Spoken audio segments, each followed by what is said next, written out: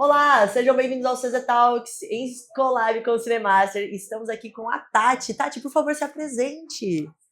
Olá, pessoal. Um prazer estar aqui com vocês. Acabamos de descer do palco aqui no CMO Summit. Eu sou Tati Grácia, sou analista comportamental e gerontóloga e atualmente sou professora e autora do livro Diversa Idade, Empatia que Conecta Gerações no Trabalho e na Vida, recém-lançado, em parceria com o professor Will Fiore, gerontólogo também. Que legal! Muito bom. Você está capitaneando essa discussão sobre longevidade. A gente viu ali, o Roundtable foi incrível também, com as nossas amigas, né? A Isa e a Mari, falando sobre longevidade. E a minha dúvida é uma curiosidade minha, tá?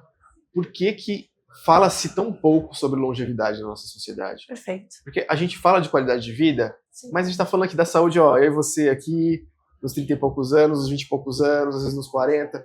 Mas por que fala-se tão pouco de qualidade de vida na terceira idade? Nem sei se é esse o termo correto, mas para as pessoas mais velhas.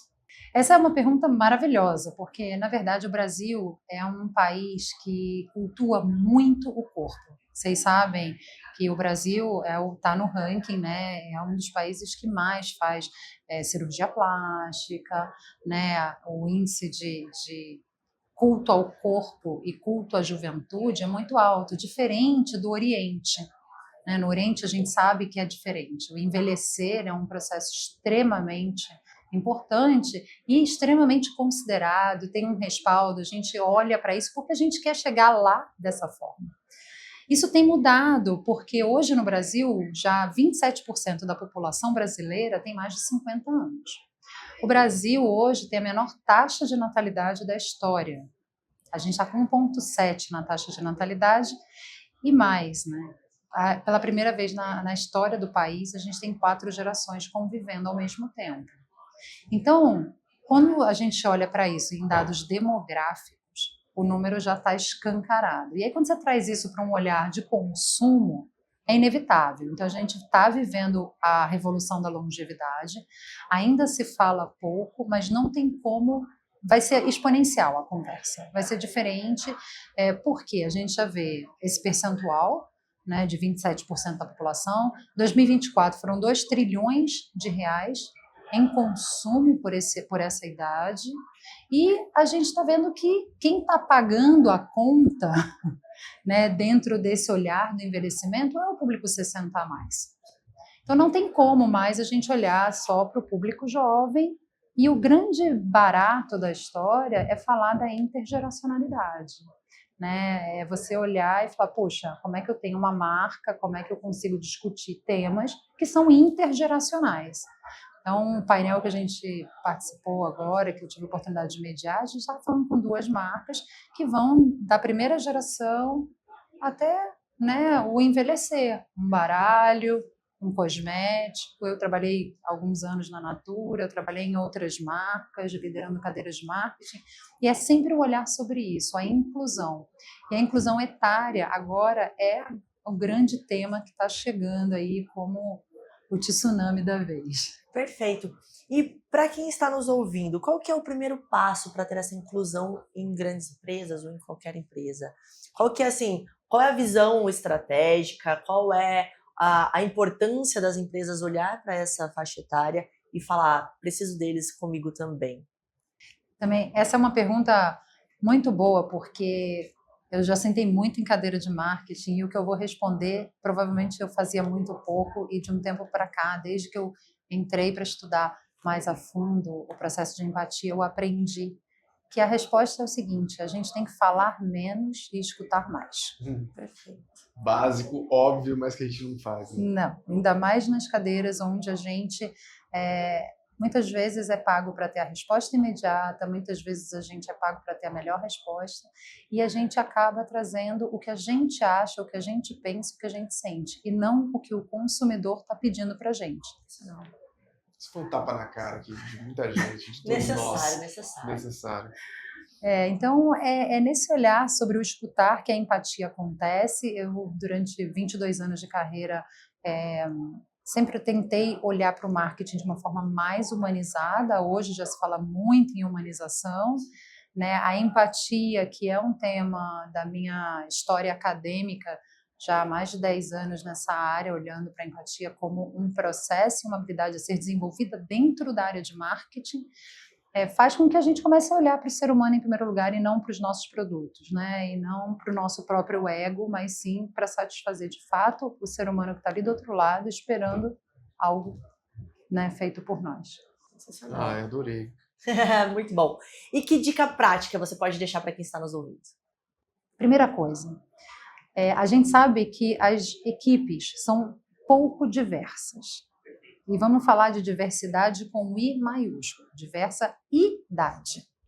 A propósito, é o nome do livro, não é à toa, mas não é algo que a gente tem praticado. A gente não vê a diversidade etária nas equipes. Então, o primeiro passo é você ter representatividade. Como é que hoje, dá um outro dado interessante para vocês. Nas agências de propaganda, menos de 5% dos criativos têm mais de 50 anos. Como é que você quer pegar uma marca que tem 100 anos, e temos muitas no Brasil, se você não tem diversidade no seu time? Aí você tem que praticar empatia. Praticar empatia não é tão fácil. Se você já tem um time diverso, já começa a ajudar.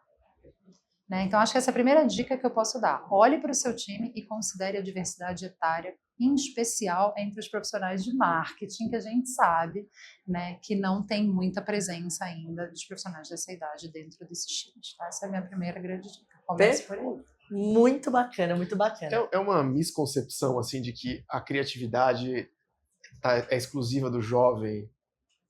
É por aí? Os dados revelam, pela presença no grupo, várias é multifatorial. Na verdade, você tem pessoas que não têm essa idade criando, você tem pessoas que não têm essa idade criando para mais velhos, e aí entra o etarismo, que é o preconceito etário, que sem querer a gente acaba criando muitos estereótipos. Né? Então, a propaganda não é relevante para aquele público. Então, você não ouve o consumidor, né? Você desenvolve, né, egocentricamente, muitas vezes, campanhas e comunicações e inovações que não atendem a uma dor real daquele consumidor.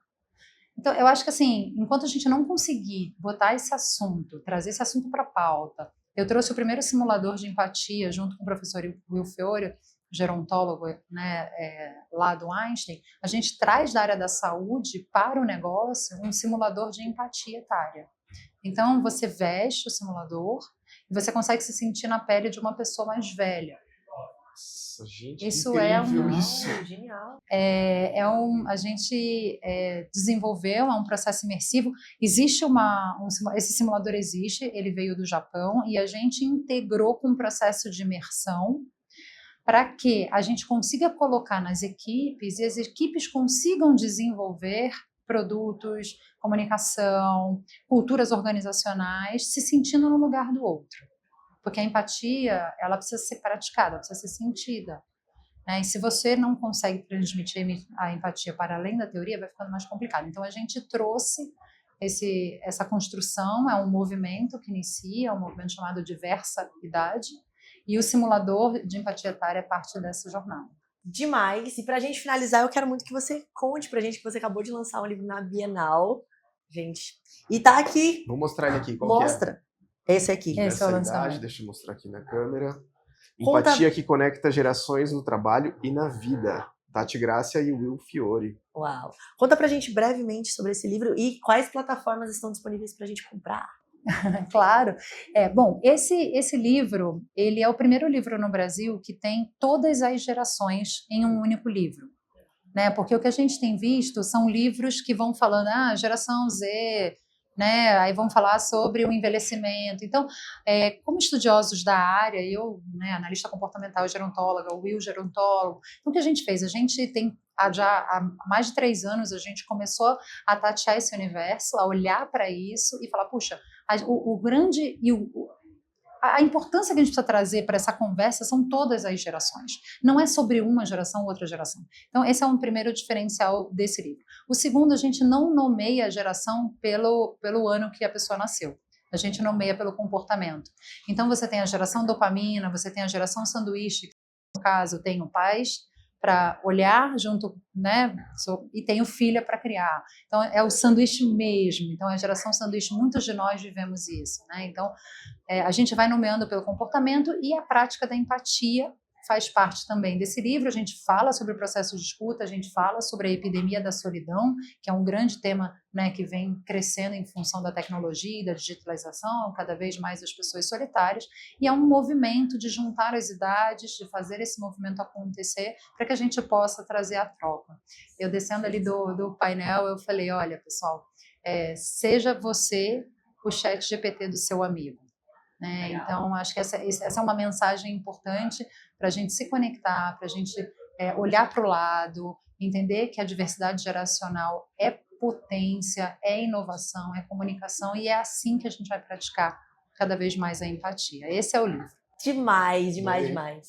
Tati, muito obrigada pela sua participação, foi muito bacana. E para vocês que nos ouviram até agora, continue acompanhando que tem muito mais vindo por aí. Tchau, tchau. Até a próxima.